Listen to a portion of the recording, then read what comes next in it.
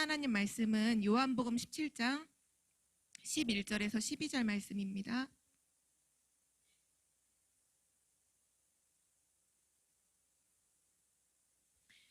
요한복음 17장 11절에서 12절 우리 두 절 말씀을 다 같이 한 목소리로 합독하시겠습니다.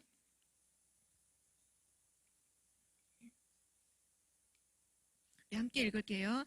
나는 세상에 더 있지 아니하오나 그들은 세상에 있사옵고 나는 아버지께로 가옵나니 거룩하신 아버지여 내게 주신 아버지의 이름으로 그들을 보전하사 우리와 같이 그들도 하나가 되게 하옵소서.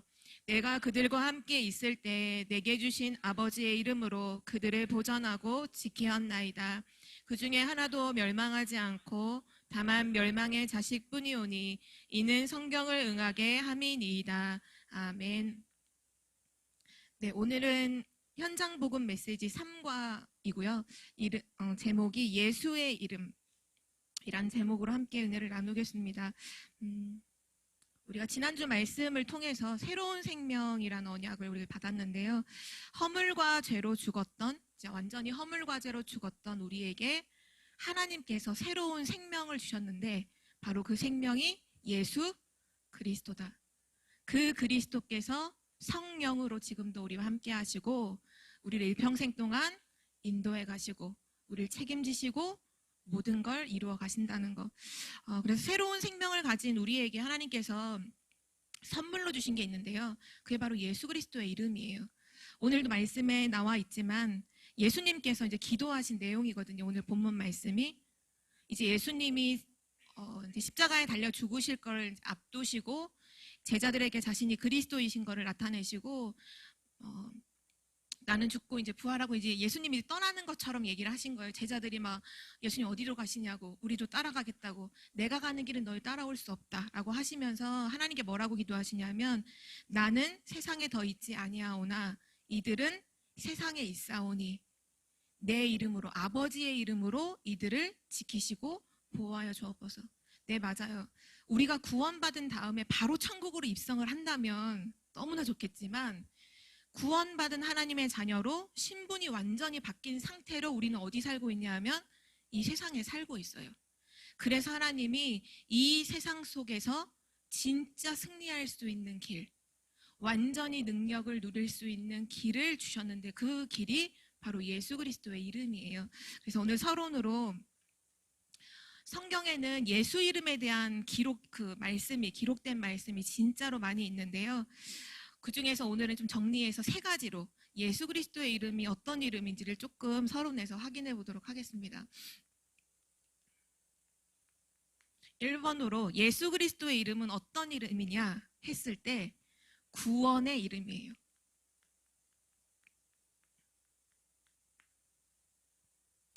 사도행전 2장 21절 말씀에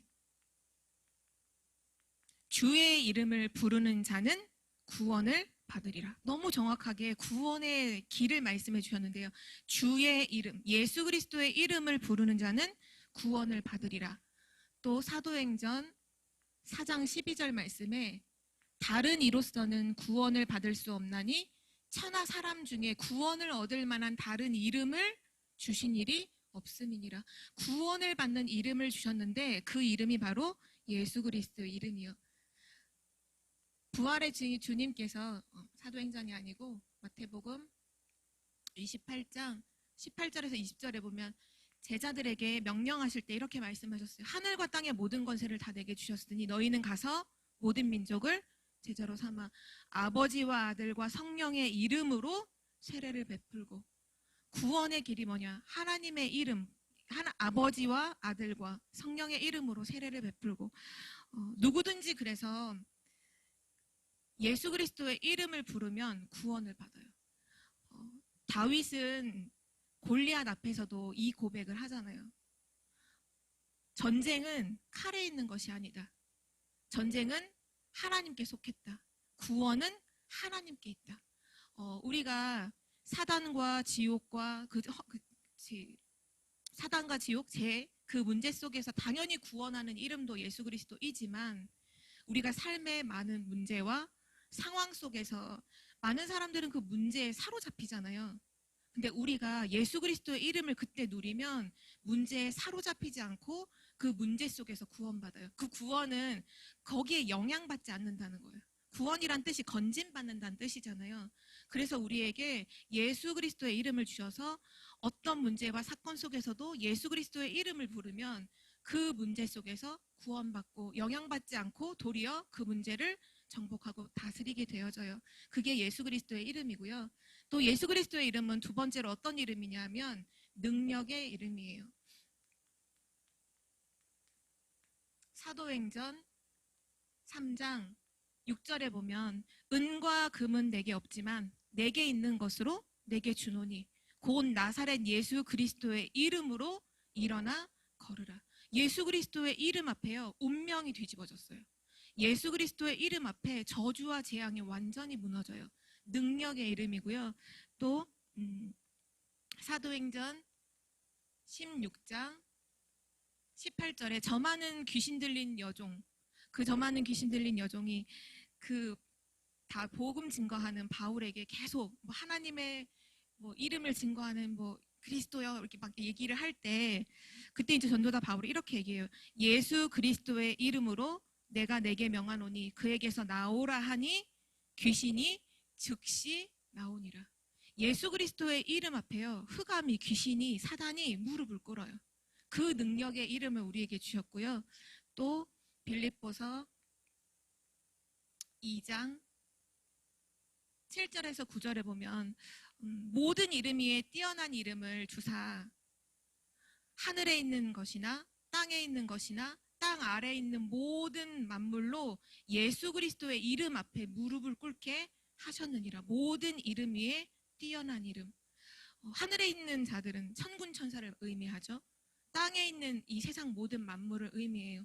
땅 아래에 있는 모든 흑암 저주 권세까지도 모든 것이 예수 그리스도의 이름 앞에 완전히 무릎을 꿇어요. 그 이름이 바로 능력의 이름 예수 그리스도고요. 세 번째로 예수 그리스도의 이름은 어떤 이름이냐 하면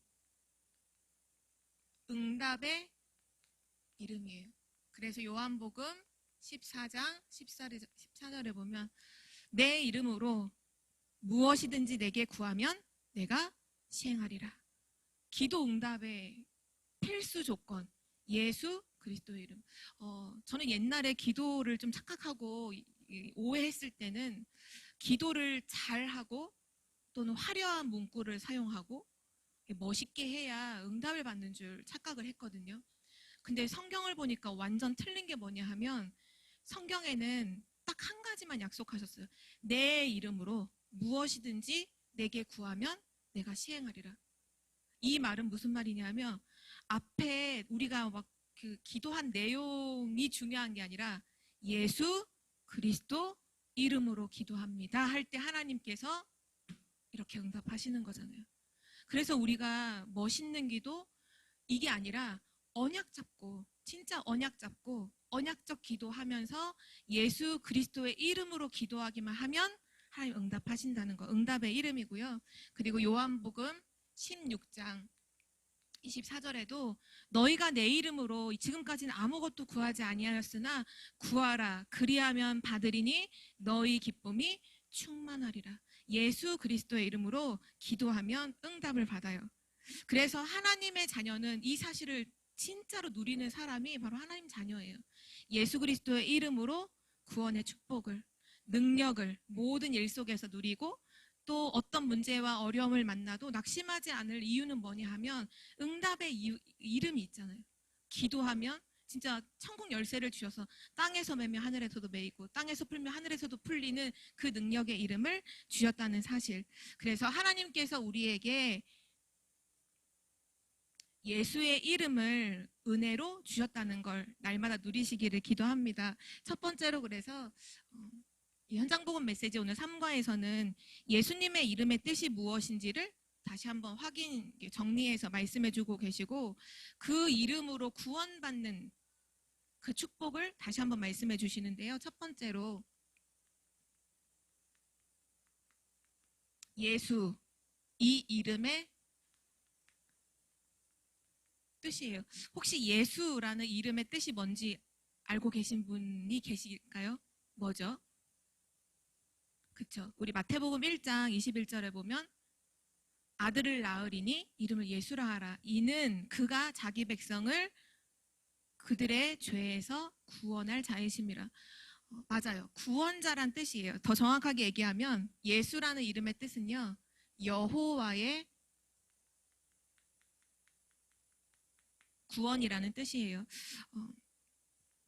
로마서 3장 10절에 모든 사람은 죄인이거든요. 23절에 모든 사람이 죄 때문에 모든 사람이 죄로 인해서 하나님의 영광에 이르지 못했다. 지금 모든 사람이 하나님을 떠나서 구원받지 않으면 안 되는 상태에 딱 놓여 있는 거예요. 그 멸망 상태라고 하죠. 지금 멸망 상태에 놓여 있는, 멸망 중에 있는 사람들의 지금 상태가 어떠냐 하면 창세기 3장 1절에서 10절, 에베소서 2장 2절, 사도행전 10장 38절에 보면 하나님을 떠나서 진짜 완전 고통 속에서 마귀에게는 완전 눌려있는 상태, 그러면서 사단의 노예, 종로로 타고 있는 딱 그 모습, 그게 하나님을 떠나 있는 가장 정확한 인간의 실체예요. 하나님을 떠나서 마귀에게 완전히 눌려 지금 사단의 노예로, 사단의 완전 종로로 타고 있는 그 상태. 그래서 여호와의 구원을 우리에게 주셨고요. 또 예수라는 이름의 뜻은 보라 처녀가 잉태하여 아들을 낳으리니 그 이름을 임마누엘이라 하리라. 예수의 이름의 뜻이 뭐냐? 임마누엘이라는 뜻이에요. 그 뜻을 우리 다 알고 있죠. 하나님이 우리와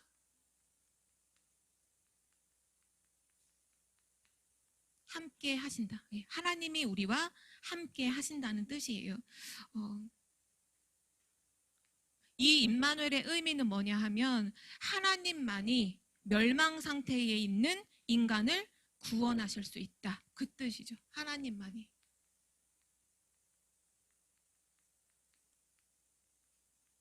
그리고 하나님만이 우리 죽어있는, 허물과 죄로 죽어있는 우리에게 새 생명을 주신다, 주실 수 있다라는 그 의미가 담겨있는 이름이 바로 임마누엘이에요. 그래서 하나님이 멸망 속에 있는 우리에게, 우리를 구원하시려고, 우리에게 새 생명을 주시려고 보내신 분, 바로 그분이 예수 그리스도이시죠. 그 예수 그리스도의 이름의 세 번째 뜻은요, 바로 여호와, 그 하나님 이름 자체를 얘기해요. 여호와의 이름. 하나님이 우리를 구원하시려고 성육신 하심으로 이 땅에 오신 거잖아요. 그래서 요한복음 10장 30절에 보면 아버지와 나는 하나이니라. 빌립보서 2장 6절에 보면 그는 근본 하나님의 본체시나, 하나님과 동등됨 여김을 받지 않고 완전히 낮아지셔서 우리를 구원하러 오셨느니라. 하나님이신 바로 그분께서 우리를 구원하시려고 인간의 몸을 입고 요한복음 1장 14절 성육신 하심으로 이 땅에 오셨다는 것, 그분이 바로 예수 그리스도라는 사실이에요. 그러면 두 번째로 이 예수 이름으로, 누구든지 예수 이름으로 예수 이름 부를 때 구원을 받는데요. 구원을 받는 단계를 좀 알아야 돼요. 이게 뭐 꼭 이렇게 좀 이상한 의미로서의 단계를 말하는 건 아니고요. 왜 이 얘기가 나오냐 하면 가끔씩 또는 간혹, 그러니까 복음을 전하진 않고 요한복음 1장 12절에 보면 영접하는 자 곧 그 이름을 믿는 자들에게는 하나님의 자녀가 되는 권세를 주셨다. 그러니까 영접해야 된다는 건 우리가 다 알고 있잖아요. 그러니까 예수 이름 믿으면 구원인데 이걸 자꾸 오해하셔서 영접하면 구원받는다. 그래서 복음도 안전하고 무조건 영접기도 따라해라, 영접기도만 해라, 이렇게 하면 그럼 그게 맞나요? 아니죠. 그거 아니죠. 근데 우리가 자칫 잘못하면 이렇게 너무 급하고 마음이 또 급하고 빨리 구원받았으면 좋겠어서 복음 들을 시간 없다 하니까 그럼 다 치우고 그냥 영접기도 따라하자, 내가 하는 기도 따라하자. 그거는 진짜 구원받는 게 아니에요. 왜냐? 영접하는 자, 곧 뭐라고 의미를 설명했냐? 그 이름을 믿는 자, 그 이름이 그 예수 그리스도의 이름, 그분이 하신 일이 뭐며, 그분이 왜 오셔야만 했으며, 왜 그리스도를 내가 믿어야 하는지를 정확한 복음을 들어야, 아, 내가 예수를 믿어야겠구나. 그래서 이제 믿고 시인하여 영접하는 거잖아요. 그래서 예수 이름을 가지고 예수 이름으로 구원을 받는 첫 번째 단계는 뭐냐 하면 아는 단계예요.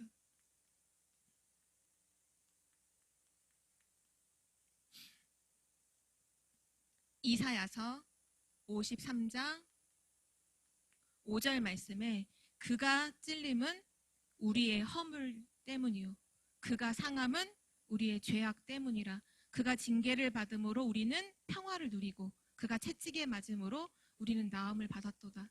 이 말씀이 에베소서 2장 1절과 그대로 연결이 돼요. 에베소서 2장 1절이 허물과 죄로 죽었던 너희잖아요. 죽을 너희가 아니라 허물과 죄로 죽었던 이미 죽은 우리예요. 그 허물과 죄를 어떻게 우리가 해결하나요? 이사야서에 이미 너무 정확하게 예언이 되어 있어요. 그가 찔림은 우리의 허물 때문이요 그가 상함은 우리의 죄악 때문이라. 허물과 죄를 그리스도 앞으로 오실 그분이 다 해결하신다. 그가 채찍에 맞는 이유가 우리가 평화를 누리고 그가 이제 찔리고 이제 고통받는 이유가 우리가 모든 나음을 얻게 된다는 거. 그 사실을 정확하게 알고 믿어야 돼요. 그리고 요한 3서 1장 2절. 육신적인 것보다 더 중요한 게 먼저 영적인 사실을 분명히 아는 거죠. 그리고 그 영적인 사실의 핵심은 요한일서 3장 8절. 하나님의 아들이 나타나신 것은 마귀의 일을 멸하려 하심이니라. 예수 이름으로 구원받는 첫 번째는 뭐냐면 정확한 복음을 전해줘야 되는 거예요. 그 정확한 복음이란 뭐냐? 모든 인간의 죄 문제, 그리고 지옥의 배경, 사단에게 사로잡혀 있는 그 운명에서 빠져나올 수 있는 길은 참 제사장 대신, 참 선지자 대신, 참 왕 대신 그리스도다. 예수가 바로 그리스도다라는 정확한 복음을 알아야, 그래야 그때 흑암이 꺾이고요. 성령이 역사하세요. 그리고 두 번째, 아는 단계를 넘으면 그 다음에는 믿는 단계예요. 이제 복음을 들으면 요한복음 3장 16절에 멸망하지 않고 영생을 얻게 하려 하심이라. 하나님이 우리를 사랑하신, 하나님이 우리를 사랑하셔서 멸망하지 않도록 예수 그리스도를 보내주셔서 모든 문제를 끝냈구나. 그거를 딱 마음으로 믿는 단계가 반드시 있어요. 당연히 복음을 들으면, 메시지 그 로마서 10장 17절에도 보면 믿음은 들음에서 나고 들음은 그리스도의 말씀으로 말미암잖아요. 정확한 복음 메시지를 들으면 그 사실을 이제 믿는 그 은혜가 임하게 되고요. 그 다음에 이제 세 번째 있는 단계가 바로 영접하는 단계예요.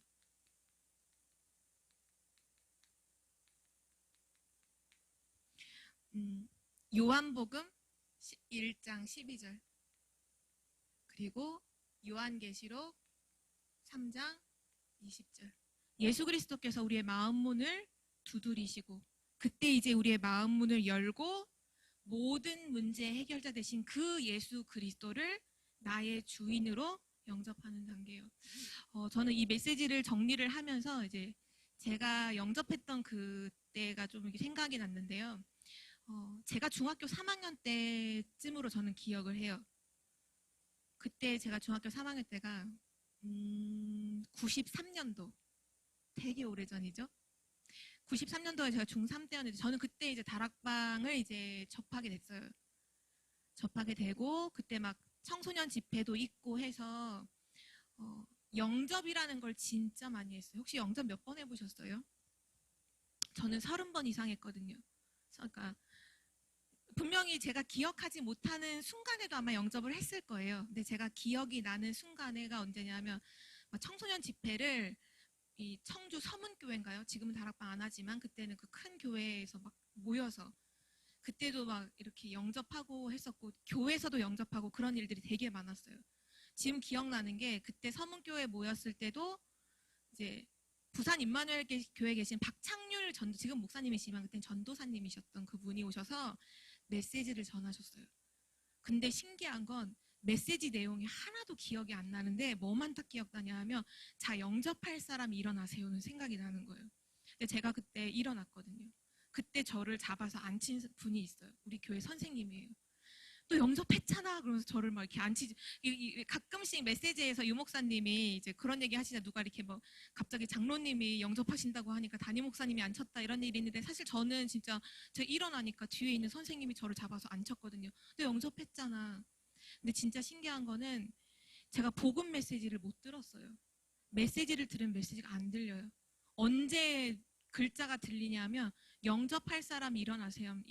그러면 저는 분위기를 보는 거죠. 옆에 사람 분위기를 보고 이제 따라서 일어나고 또 하고 또 하고, 또 제가 되게 원하지 않는 시간이었지만 이제 엄마와의 다락방 시간이 있었거든요. 저는 원하지 않았어요. 되게 강압적으로 해서 다락방을 하면 다락방 하는 시간에 고개를 푹 숙이고 엄마 하는 얘기를 그냥 나 몰라라 듣고 있다가 메시지가 끝나면 나 화난다, 나 기분 안 좋다는 의미로 할 수 있는 한 가지는 방문을 쾅 하고 닫고 들어가는 거예요. 저 그렇게 해서 다락방을 되게 오랫동안 했었거든요.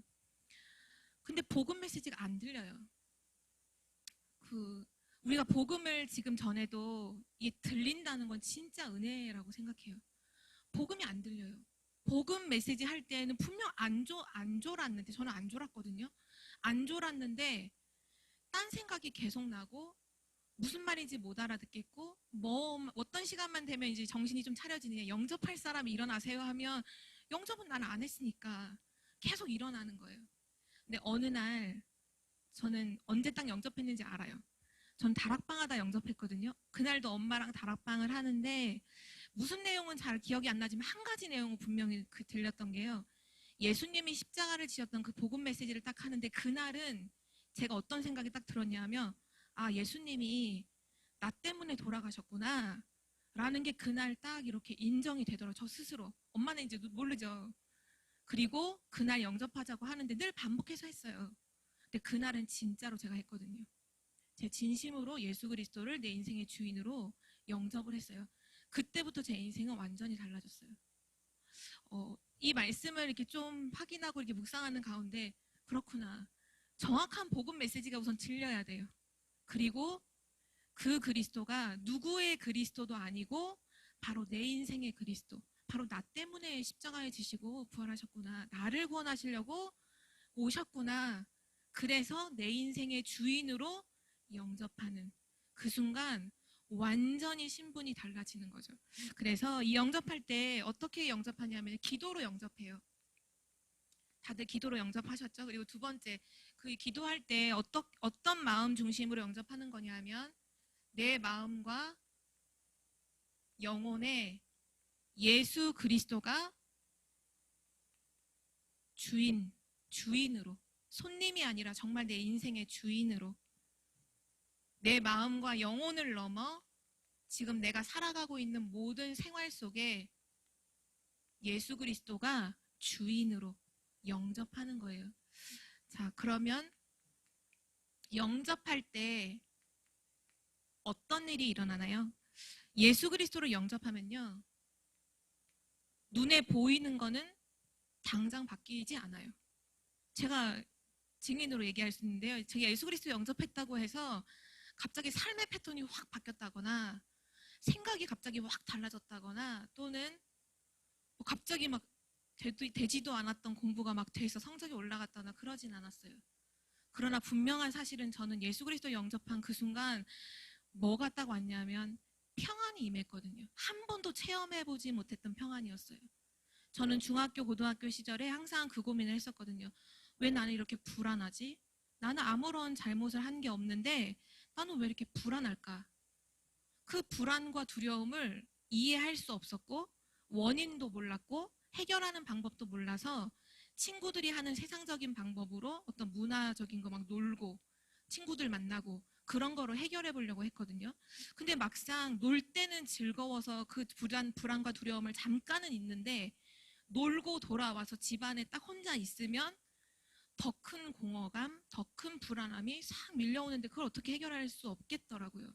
그런데 한 번도 경험해 보지 못했던 평안함이 딱 있는데 그 평안함이 안 없어지는 거예요. 계속 평안한 거예요.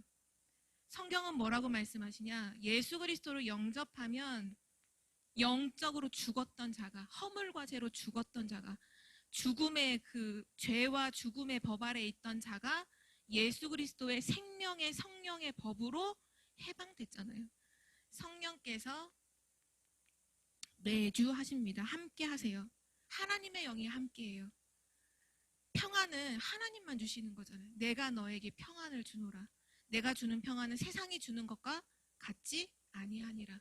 하나님이 내 안에 주인으로 임하시니 그 하나님의 평안이 나의 평안으로 임해버리는 거예요. 그건 내 노력과 상관없이 그 즉시 일어나는 그 증거이고요. 그분이 영접하는 그 순간만 함께 해주시는 것도 너무 감사한데 영원히 나와 함께 하신다는 거. 그래서 요한복음 14장 16절에 보면 보혜사 성령을 아버지께서 우리에게 주시는데 영원토록 너희와 함께 있게 하심이라. 영원히 거주하시고요. 왜 영원히 함께 하시느냐? 그 하나님의 성령이 이제부터 나의 모든 것을 인도하시기 위해서, 인도하시려고.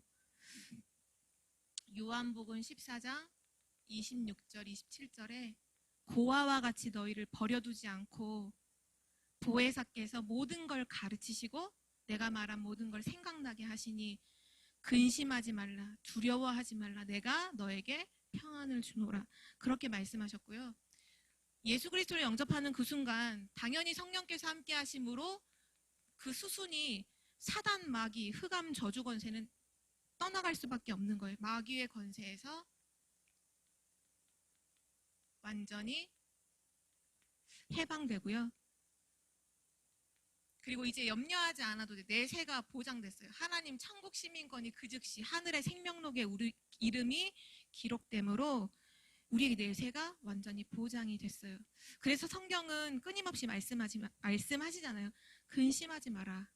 두려워하지 말라. 걱정하지 말라. 하나님 함께 하신다는 거. 영접하면 이런 영적인 변화가 일어나고요. 그 영접하는 단계를 넘어서 이제는 시인하는 단계가 있어요. 예수 그리스도를 영접하면 로마서 10장 9절에도 만일 내가 내 입으로 예수를 주라 시인하고 또 하나님께서도 그를 죽은 자 가운데서 살리신 것을 네 마음에 믿으면 구원을 받는다. 내가 이 마음으로 믿어 의에 이르고 입으로 시인해서 구원에 이르느니라. 예수 그리스도를 시인하게 되어 있어요. 예수 그리스도, 내 모든 문제 해결하신 그 예수 그리스도가 참 선지자, 참 제사장, 참 왕이신 그 예수 그리스도가 내 인생의 주인이심을 내가 고백합니다. 그걸 시인하게 되어 있어요. 영접하고 나면요. 그리고 아까도 여기 나와 있죠. 요 9절에 보면 누구든지 주의 이름을 부르는 자는 구원을 얻으리라. 예수 그리스도를 알고 믿고 영접하면 이 부분이 왜 이렇게 중요하냐면요. 사실 실제 우리는 삶을 살면서 많은 문제들을 만나게 되고 지금도 어떤 사람은 자기 힘으로 해결할 수 없는 어려움과 갈등 속에 분명히 놓이게 되잖아요. 우리가 예수 그리스도를 말씀으로, 은혜로, 메시지로 들으면서 믿고 영접하면 그 즉시 하나님 자녀가 돼요. 그리고 나서 실제 이제 나의 문제 속에서, 나의 삶의 어떤 어려움 속에서 그 그리스도를 고백하는 거예요. 그때 흑암이 무너져요. 사단은 언제나 문제를 통해서, 문제를 갖다주는 이유는 하나예요. 그 문제를 통해서 하나님을 떠나도록, 그 문제에 사로잡혀 하나님 말씀을 떠나도록, 하나님과 함께 한다는 그 엄청난 비밀을 놓치고 그 문제에 사로잡히도록 분명히 사단은 속이거든요. 그때 고백하는 거예요. 문제는 내 앞에 있지만, 뭐 문제 있어도 좋고 없어도 좋고 그 상관없이 예수가 내 인생의 그리스도이심을 지금 이 시간 내가 고백합니다. 그러면요, 신기한 거는 그때 흑암이 무릎 꿇어요. 그 문제에 사로잡히지 않아요. 그 문제를요 점령하고 다스릴 수 있고 도리어 그 문제 속에 하나님의 계획이 발견이 돼요. 그래서 이 시인하는 단계가 너무너무 중요하고요. 이거는 실제 내 삶의 문제 속에서, 어려움 속에서 이 부분을 고백하는 것이 너무 중요하고요. 다섯 번째로는 예수 그리스도의 이름을 나타내는 단계가 있어요. 그 이름을 나타낸다라는 건 바로 증인이 되는 거죠. 하나님을 알지 못하는, 사단에게 지금 사로잡혀 있는 사람들 앞에서 예수가 그리스도이심을 나타내는 것, 증인, 그걸 전도라고 하죠. 그래서 사도행전 1장 8절에 오직 성령이 너에게 임하시면 너희가 권능을 받고 예루살렘과 온 유대와 사마리아와 땅끝까지 이르러 내 증인이 되리라 하시니라. 또 마가복음 10장 29절에서 30절에 보면 이렇게 말씀하고 있어요. 예수께서 이르시되 내가 진실로 너희에게 이르노니 나와 복음을 위하여 집이나 형제나 자매나 어머니나 아버지나 자식이나 전토를 벌인 자는 현세에 있어 집과 형제와 자매와 어머니와 자식과 전토를 100배나 받되 박해를 겸하여 받고 내세의 영생을 받지 못할 자가 없느니라. 복음을 위하여, 예수 그리스도 이 복음을 증거하는 자에게는 반드시 증거가 나타나게 된다는 걸 하나님 말씀하고 있습니다. 그래서 마지막 결론으로요. 하나님께서 우리에게 이 땅을 살아가는 동안 예수 그리스도의 이름을 사용하도록 주셨잖아요.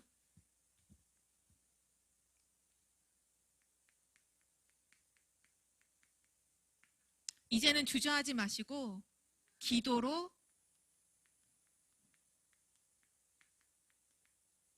이 이름을 사용하시면 돼요. 예수 그리스도의 이름을 기도로 사용해라. 하나님의 자녀는 말이 아니라 기도가 앞서는 사람이에요. 말도 제대로 해야 돼요. 하나님께 말하는 게 기도잖아요. 그렇죠? 우리는 하나님의 자녀는 사람에게 말하는 존재가 아니라 하나님께 기도하는 자예요. 그래서 말이 아니라 하나님 앞에 기도로. 근데 그 기도가 어떤 기도냐? 예수 그리스도의 그 능력의 이름, 구원의 이름, 응답의 이름, 바로 모든 것 대신 모든 만물이 무릎 꿇는 그 예수 그리스도의 이름으로 기도하면 돼요. 그러면 반드시 승리한다는 것이 성경의 수많은 그 증인들의 삶으로 보여주신 거예요. 승리의 보증수표가 뭐냐? 바로 예수 그리스도의 이름이에요. 그 이름을 가지고 다윗은 골리앗 앞에 달려나갔어요. 그 이름 가지고 이스라엘 민족은 여리고를 돌았고요. 그 이름 가지고 전도자 바울은 감옥 안에도 들어가고요. 풍랑 속에도 들어가고요.